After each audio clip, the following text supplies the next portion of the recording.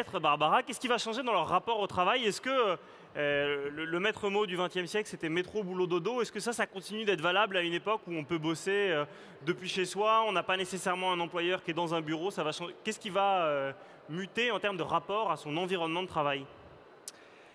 Alors, on va prendre la casquette de Madame Irma, sinon d'avocat, pour se projeter un peu sur le terrain des règles, parce que vous avez évoqué jusqu'à présent les mutations scientifiques, technologiques, de vie, donc c'est un programme formidable, mais petit détail, il y a du droit. Et le droit a ceci de particulier que, s'agissant du Code du travail, il fait à peu près 900 articles à la minute. Et comment dire pour l'application? C'est quelque chose d'assez compliqué, d'assez illisible. En gros, le Code du travail d'aujourd'hui est obèse. Donc j'ai une bonne nouvelle pour vous. Vous allez vivre une époque formidable, celle du changement de ce code, de ces règles qui ne sont pas adaptées. Elles ne sont pas adaptées, comme Vincent le disait, pour un point important qui est que métro, boulot, dodo, ça implique dans notre esprit la pérennité de la situation dans laquelle je suis. C'est le concept de l'emploi à vie. Je vais prendre le métro, boulot et dodo jusqu'à la retraite. Et bien ça, c'est fini. La bonne nouvelle, c'est que c'est fini. La mauvaise, c'est que c'est fini. Et oui. Et donc, après avoir vécu pendant, en gros, de 1945 à nos jours, je vais m'arrêter, hein, je suis un avocat, donc il faut m'arrêter aussi. On a vécu dans l'idée que... Vous parlez longtemps parce que vous êtes payé à la minute, oui, voilà. Mais là, c'est gratuit, donc tout va bien. Bon, alors je vais m'arrêter. Non, mais les points importants, et le point que vous devez avoir en tête, parce que c'est très important, parce que ça va vous donner confiance en vous, c'est que de 45 à ces jours-ci, si je puis dire, le principe, c'est le contrat à durée indéterminée, le fameux CDI dont on parle à la radio et dans les journaux, sous-entendu comme éternel. C'est un contrat à durée indéterminée jusqu'à la retraite.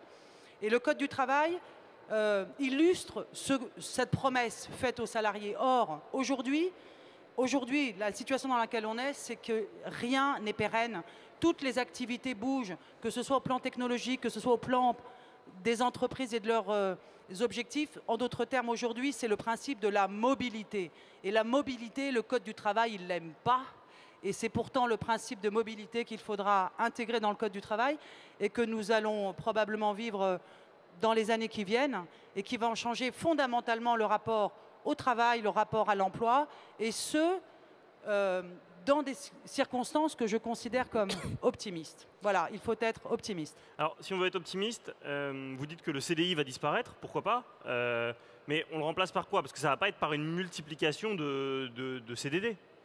Est-ce que ça veut dire qu'on va tous devenir, d'une certaine façon, soit freelance? Il paraît que les freelances explosent depuis 2008. Est-ce qu'on va tous devenir des espèces d'intermittents? C'est-à-dire qu'en gros, il y aura des périodes où on bossera, et puis des périodes où on cultivera notre créativité, et puis on sera nous-mêmes les propres garants, tout au long de notre vie, de nos droits sociaux. C'est-à-dire que ce sera à nous d'être responsables en se disant bah, « maintenant je bosse, je gagne de l'argent et j'en profite pour assurer ma retraite, ma santé, etc.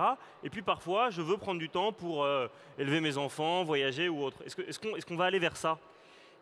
Est-ce que c'est pas un peu compliqué dans une situation très rigide comme la France? On est les champions de la norme. Ouais, nous, on adore mettre des gens dans des cases et dans des situations pour l'éternité. Or, ce qui vient d'être décrit, Vincent, c'est la réalité.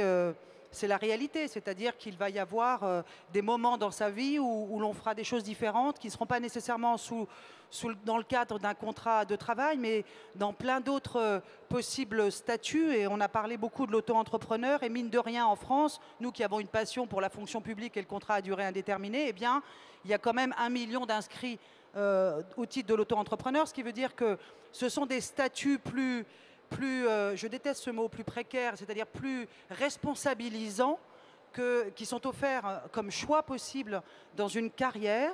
Et ce qu'il y a de merveilleux, je trouve, c'est qu'on va être tous amenés, et surtout vous autres, les plus jeunes d'entre nous, à maîtriser ce que l'on a envie de faire. Et quand je dis à maîtriser, ça veut dire que cette idée sous-jacente avec laquelle on nous bassine, selon laquelle on subit la situation, eh bien non, on ne pourra plus la subir sauf à se laisser entraîner dans quelque chose qui n'est pas la vraie vie, mais on pourra avoir les moyens et les outils pour être à la maîtrise de notre vie professionnelle. Et le prix de ça, pour ne pas que ce soit considéré comme autant de fractionnements, comment dirais-je, fragilisants, eh bien le prix de cela, c'est ce que l'on appelle les droits sociaux qui sont portables d'un statut à un autre, c'est-à-dire que je continue à bénéficier de la santé, d'un régime de retraite, de la formation professionnelle, de toutes sortes d'aides, mais pas uniquement dans le cadre de ce contrat de travail unique, éternel et pour la fin des jours.